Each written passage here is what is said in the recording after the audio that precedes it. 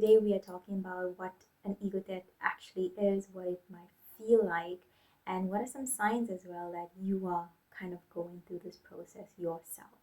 I know for myself, I've been going through this process, and this process has been unraveling in my life for the past like 6 years. And it has really come in stages, but it is a process that I had to go through. So, personally, I know exactly how this process unfolds. It can be very difficult, it can be so challenging. If you're watching this video, you most likely are somebody who's going through that process. It is a gift to go through this process, however, it is very difficult. It comes with a lot of challenges, a lot of obstacles. And for myself, I know that my ego death started around like 6 years ago. It started the moment I decided to go on my spiritual journey. And a lot of times, a lot of people will go through an ego death once they are like on their spiritual path. The ego starts to unravel and sort of break down in a way where we are able to kind of go beyond that. And that is what an ego death is, the ability to be able to transcend and go beyond our ego. Sometimes the word ego death can suggest that our ego is dying, but actually, what's happening, our ego is actually breaking down. It is sort of unraveling.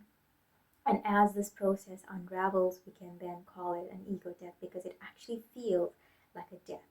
It feels like you are dying, or a part of yourself, an identity construct within yourself is collapsing. And that can actually feel like a death. And so today we're talking about the process of an ego death. What actually happens when we go through an ego death? For evolutionary purposes, our ego is there to help us survive, right? The moment our ego dies, it's like everything collapses. Our entire reality would collapse and we would probably die. So it's not really a death, like your ego is like gonna die. It's more like you are going to be able to see your ego for what it actually is. To actually see the identities that you have formed around yourself. Maybe you have for the longest time identified yourself with the things that you have, your car, your home, a career. Maybe you are a teacher, a doctor, maybe you are a daughter, a mother, a father, a brother. All of these identities, even your name, you start to awaken to the realization that you have identified with the wrong things, right? You have identified yourself with these things. And this might just not be who you actually are.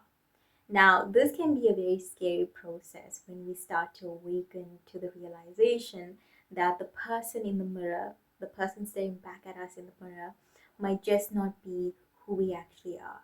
The person that we might actually be might be something else or somebody else, but just not this. It can be a very scary process because for as many years as you have lived on earth, you have identified yourself through these things. You have created an identity around these things. You have said that this is me. I have this name. I live here. This is, this and this and this. And from a very young age, we are said to have to identify ourselves with certain things. And so it can be a very scary process once we realize that this might actually not be who I am. So if this is not who I am, then it begs the question, who am I truly, or who am I beyond these constructs, beyond these identities? Now, oftentimes, the ego is said to be the small self, and the reality of who you are, who you actually are, is said to be the big self. And I want you to think of it in this way, the small self as being your ego, and who you actually are as the big self. Let's just say who you actually are is your soul self, your true essence, the part of you that doesn't identify with any of these things. You are nameless, you're formless, and you have no identity. Okay, so you have, for the longest time, you have thought that you are the small self, this small ego self, and you have functioned your entire life through that. But now, when you go through an ego death, you start to realize that that is not who I am, and that actually I am this bigger self. I am the soul. I am the soul essence. and the soul essence is truly who I am. And that's when the realization of I am comes in. It's going from this identity, which is your small self, to the bigger identity, which is your soul. And that is the ego death. That is the process of the ego death. In my journey, I created a poem. I wanted to capture the essence of an ego death in a form of poetry. And that's just how it came to me. I think I was channeling through that feeling and I just wanted to put it out there. So I wrote a poem and I published it. So I'm going to read it out to you. Okay, so the name of the poem is Ego Death, and it goes like this. My ego is dying, I'm scared. To know death with a fresh breath is dread. To go beyond the walls of my identity is shattering. To look into a mirror and question, who am I if not this? Maybe I want to know death, but not like this. This is so dark and cold. I am hopeless and lost to the soul. Will I ever get back home? I do not know. But maybe feeling lost is a way to finally lose myself into the chaos of finding. These uncharted waters give rise to a profound uprising that drowned out all that I once called home. So the first line that I talk about, my ego is dying, I'm scared, that captures the true essence of an ego death. When I wrote that, I really wanted to put it down in words of how I was feeling in the moment. Because when this happens, you feel extremely scared and terrified because it really feels like a part of you is dying. And this is oftentimes described as dying while you are still alive, death while you are still here, right? This is what an ego death can feel like, and this is what an ego death often feels like. And the next line when I write, to know death with a fresh breath is dread. To know what death feels like while you are still alive can be the most dreadful, painful process that somebody has to go through. To go beyond the walls of my identity is shattering. To look into a mirror and question, who am I if not this? I remember at some point in my journey, I was looking into a mirror and I was thinking to myself, which was the most weirdest feeling ever. It felt more like I was not grounded in my body. At the same time, I was questioning because I was going through like the process of this in the most intense way. So I remember many times having to look into the mirror and just like look at the person staring back at me and just be like, this person is not who I am. This is not me. This is not me. This like there is a me, but it's not this. And I captured it into to look into a mirror and question, who am I if not this? Maybe I want to know death, but not like this. It's like me saying I want to go through this process, but it doesn't have to be so difficult. It doesn't have to be like this. This is so dark and cold. I am hopeless and lost to the soul. That feeling of feeling hopeless and lost in this time, in this process of going through an ego death, is something that somebody who goes through an ego death feels a lot. Because here you have, as I said, you have been told that these identities are who you are, and you have identified yourself with it for such a long time. But now that breaks down, and also everything else, inferiority, superiority complex starts to break down.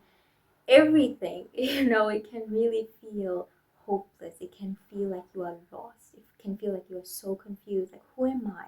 Who am I truly if not this? And you start that process of questioning it. Will I ever get back home? I do not know.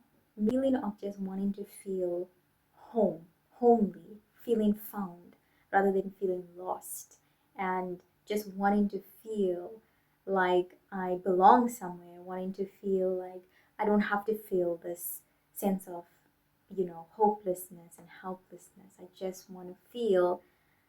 want to feel like home. I want to feel home again. I want to feel safe again, because this process just feels so unsafe, because I'm questioning, I'm feeling all these types of, emotions, and it's really just this process that's unfolding.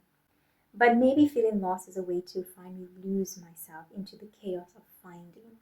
This line because, I talk about how feeling lost is a way to finally lose myself into the chaos of finding. So in a way, it feels good to feel lost because now I can finally find out who I actually am. I can finally find myself, my true self, my true essence. As I said, the big self, my soul, right? I can finally realize who I am. These uncharted waters give rise to a profound uprising. So, what I'm trying to say here is that these uncharted meaning new or being in the unknown, and feeling like you are in the unknown for a long time, they give rise to a profound uprising. A profound uprising meaning a depth, a type of depth, a type of deep knowing within myself. Going through this journey of my entire ego just breaking down and feeling like I'm dying might just be a good thing because it's allowing me and giving way for me to go deep within myself, to find something that's very profound within myself and something that has depth. Drowns out all that I once called home. So, once called home meaning the things that I once identified with, the things that I once called me, the things that I once called myself. I can finally lose that and I can find my real home. I can find where I truly belong. I can find myself. And so, this whole process of going through an ego death, it can be very scary and it can be a very intense one. There's a lot of questioning, there's a lot of feeling lost, scared. There's a lot of gaining, a lot of humility as we walk through this process of our ego just breaking down. Also, just wanting different because that parts of ourselves that we identified with and we thought we were, it no longer fits now that we are coming to the realization of who we actually are beyond that. We are transcending that. Once there is transcendence that happens, when we truly find out who we are beyond our ego, then everything changes because everything that we once identified ourselves with, everything that we thought we wanted, our desires, everything that fed our ego, now we just find that we don't want those things anymore. Now we just realize that we want different. We want everything that feels aligned to our soul. And so when we transcend our ego, what we find beyond that, the goal that we find beyond that is truly worth it because you realize that who you are beyond your ego is actually who you actually are. And that there was this false identity that was going on for a long time. False identity meaning that we try to find ourselves through these things, through the titles, through the careers, through the relationships. We try to find ourselves through the materialistic things that we own, our name, our association with this person, that person. We have tried to find ourselves through that. For the longest time, we have identified ourselves with these things. We have identified ourselves with the wrong things. And now to transcend that means to be able to actually go beyond that and to see what lies beyond that. Process of going through an ego death is something that can be so difficult and so challenging.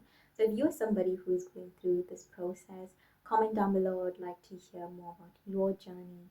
And yeah, thank you so much for watching this video. Thank you so much for receiving as always, and I'll see you in the next video. Bye for now.